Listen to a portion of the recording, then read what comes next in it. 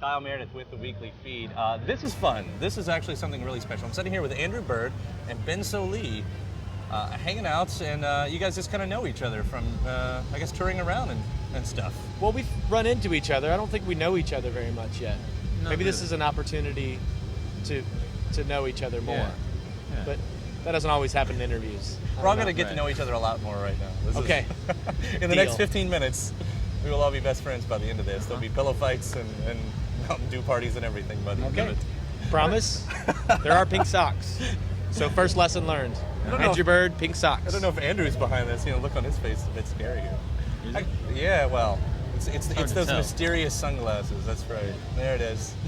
The great thing about you guys is both you, besides being, you play different instruments. Nobody's holding acoustic up there, but it's also your style of songwriting. That's interesting, both of you. Almost, it's structured differently, and it's not your regular pop style of music.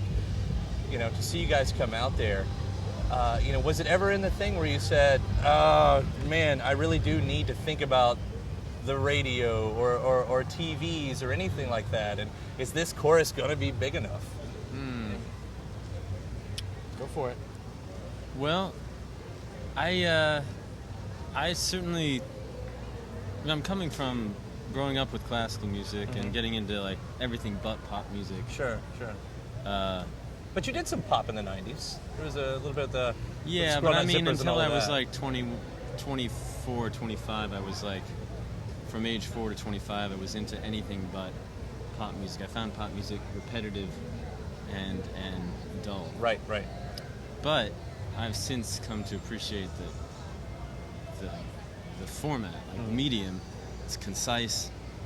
These 3.5-minute songs. It's incredibly challenging to make it all work, and I could spend the rest of my life trying to write a better song. The Twitter of songwriting. Right. Whereas I can indulge myself in long form improvisations or whatnot, which I still do. But there's nothing like trying to write a good song. But I still have a hard time convincing that I still have trouble with that repetition issue in pop music. I already did that chorus. I don't want to do it again. Yeah. Or maybe there is no chorus. Yeah. Maybe it's all a chorus. Or so I don't necessarily get into certain pop devices. Right. But you both do play it out live. I mean, neither one of you is afraid to, and I'm going to use the word, neither one is afraid to jam out on stage. Jamming out sometimes is part of the story of the song.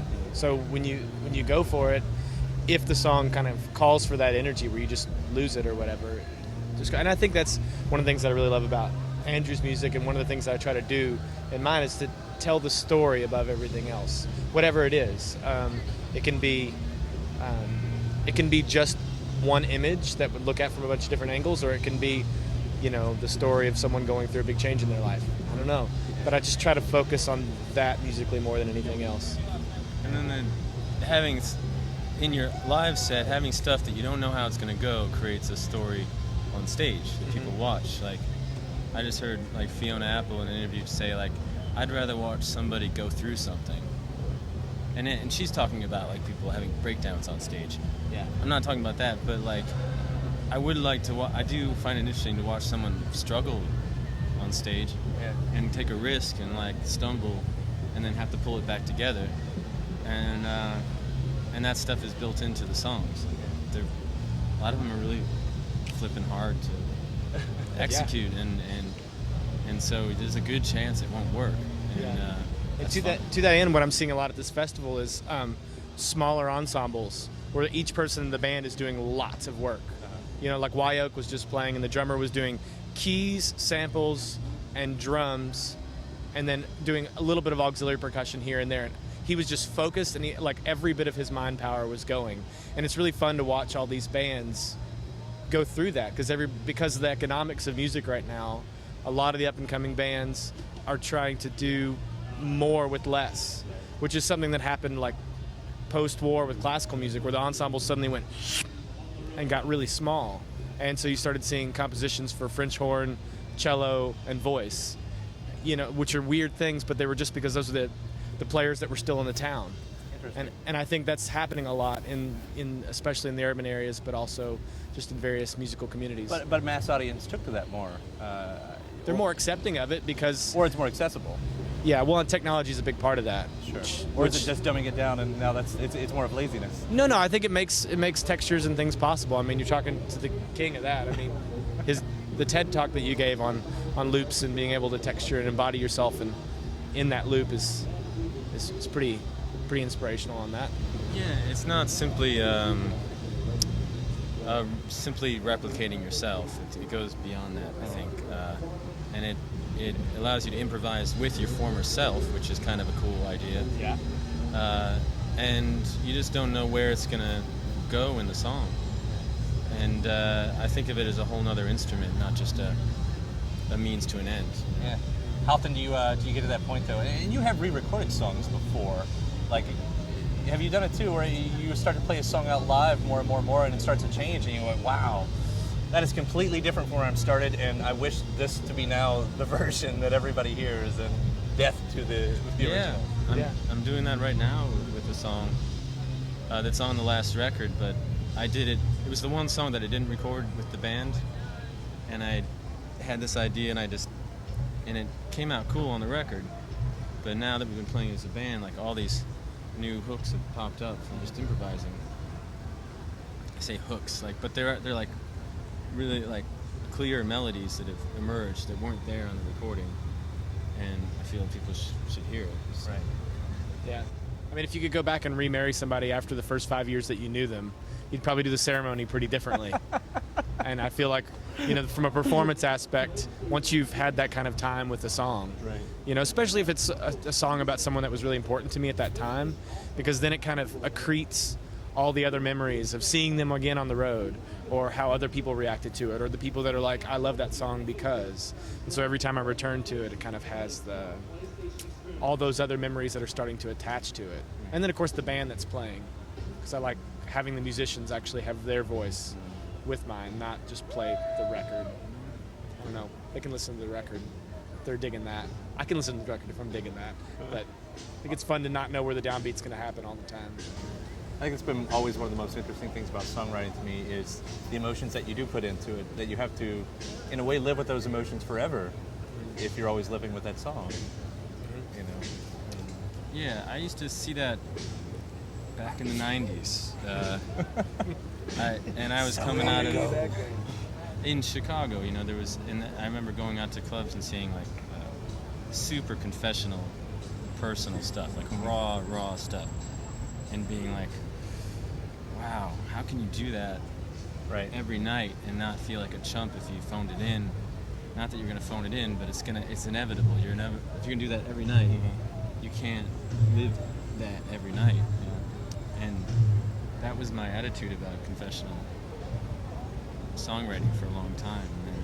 But you still have a way of masking your stuff, or at least making it onion skinned. Yeah. Is that a Shrek reference? It can be. Okay. We're dads. We can run with that one. It's true. I lost a train of thought. With the layers. Yeah, the layers in your lyrics and everything. Yeah. I guess if you found out a way to be direct without being direct. Like you're very confrontational sometimes in your writing, Ben. Especially when it gets political, especially. It's or unreleased tracks about Kanye West or stuff like that. Yeah. But sometimes it can be super direct. I mean, my whole thing is trying to get to as personal an expression as possible, because I think that's my best shot at having a universal expression. Yeah. Because if I try to think of something that I think will relate to a lot of people and try to write it into a song, often it comes off as impersonal and maybe disingenuine. But if I try to think of something that's very personal to me and try to tell the story from a human standpoint, I feel like it connects with a lot of people. Right. Because it's basically human, I think. That's what I'm coming to. I'm pretty young on all this stuff, but I think that's it. Well, with yours being so open to interpretation in a way, because it can be complicated, are you ever put off by the way some people can take some lyrics? No, they're almost always interesting spins on things. My songs are kind of raise a lot of questions and don't tie things up at the end, and I get letters from physicists or saying, were you talking about this? I keep thinking someone's gonna call me up and on my historical accuracy or scientific accuracy, but I mean, and then I'm just gonna say I'm just a songwriter, you know. That's the other thing with you guys. It's always so serious. I think, especially in interviews and everything else, because of the style of songwriting you do. Like, I mean, there is a lot of thought that goes into it, right? yeah. I mean, even though if it's thought that happens after the initial creation, like where we just throw it all out and then get a good look at what's in there. Mm-hmm. But I don't know. I personally really like to think about it. I enjoy thinking about it. Yeah, your music. they're puzzles, and they're once I get started writing lyrics, it takes a while to just get it going, but then I can't stop. Yeah. Sometimes I think I don't know what to say, and then once I start, I have plenty to say. And but it's going back to like being on stage and being in a different place every night and doing that song over and over again. The layers do help. And people's interpretation do help keep the song alive, as opposed to it being very, definitive. This is what happened. This is how I felt. Narrative kind of thing. Like, right. Story songs are great if you can pull them off, but once the story has been processed and digested, it's kind of you discard it. Mm-hmm. So I think songwriting, like these 3.5-minute songs, are too short anyway to tell a real a beginning, middle, and end story. And that I find it a better medium to kind of raise questions that we don't often talk about, or that people would, give you funny looks if you try to talk about. How do you keep the questions going? You got a lot of stuff that's happening outside the studio and the stage with the sonic arboretum and the videos that you're putting out now. They have a lot of visual content, a lot of art in them. How do you keep those questions going in the videos? Like, is it a collaborative process, or is a lot of that coming from you? Videos I have a strange relationship with. I still haven't thrown myself into a video concept. That feels perilous. Yeah. Like your dignity is at stake somehow, And I'd prefer more verite, just what goes with the record. It's called Here's What Happened, and it's just a DVD of us playing the songs that are on the record. And I find that far more honest and engaging than trying to do something high concept. Right. But when I do finally think of the greatest video concept, I'll go for it. But until then, I've been kind of just putting my toes in the water with that. But you guys are in a position though where you get approached all the time, I'm guessing, of people with ideas. Yeah, but I went through this process, this record, of getting submissions. I've never been through that before, where I got 15 or 20 submissions from filmmakers, and pitching you on ideas. And I'd never done that before. And it's still, I guess I'm more of a control freak than I think I am, because I'm they don't know my music, they're just trying to tell me what I think I want to hear. It was a strange process. I think I'd rather have it be homegrown, or just have it be fly on the wall. But interesting. Got it.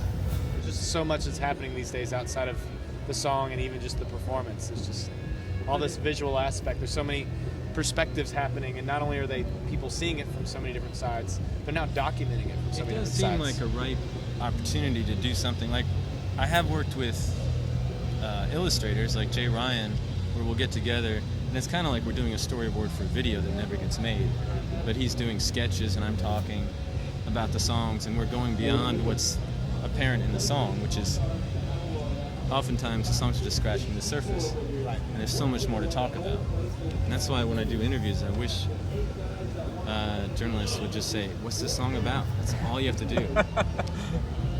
Instead of "Hey Andrew, what's Give It Away about?" You want me to answer that? Yeah, I do. I'm down. It's about hitting absolute zero. It's about playing so many shows that you think you've emptied yourself completely. And with that, there was one particular show in Belgium where I just felt like I was just completely empty. Nothing more. and there was this like clarity that came with that moment, and I kind of started laughing, and I'd been in bad shape up till then, and then I was like, oh, I'm empty, so what else is there to, no more to lose. Right. But it raises the question in the song, is that the same, the thing you give an audience is the same thing you give people in your life, your loved ones? Is that the same commodity, and is love a commodity? And that's what it's getting at. So the question is, when you're in the business of going out and outputting, and then when you come home and everybody that hasn't seen you wants your attention and you continue to output, what do you do as an artist to input, to refill the tank? That I can't answer. Oh yeah? I haven't figured that one out. I mean, but you keep creating. Something's filling it back up. It's different every year what it is, There's different things in my life now that are definitely filling it up like they never have before. I'm just curious, does the bicycle play a role in inputting it all? The bicycle recalibrates my brain.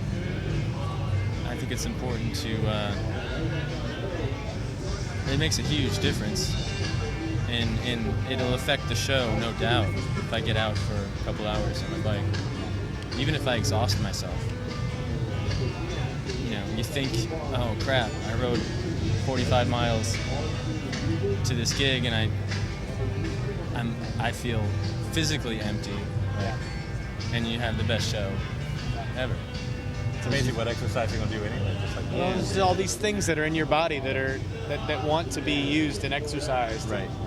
And I love the shape of it when you ride your bike, because it's, instead of it being wait, build, show, it's huge physical effort, settle into the show. And then it's like you're settling into this place that you worked so hard to get to. And oftentimes we're in these vans and planes and buses. It's one of those things where you kind of wake up and try to gear yourself up to the show. So that's what I love about the bike. I think we go a lot longer. I think we're getting the signals in here, but this has been fantastic. Andrew Bird, Ben Sollee.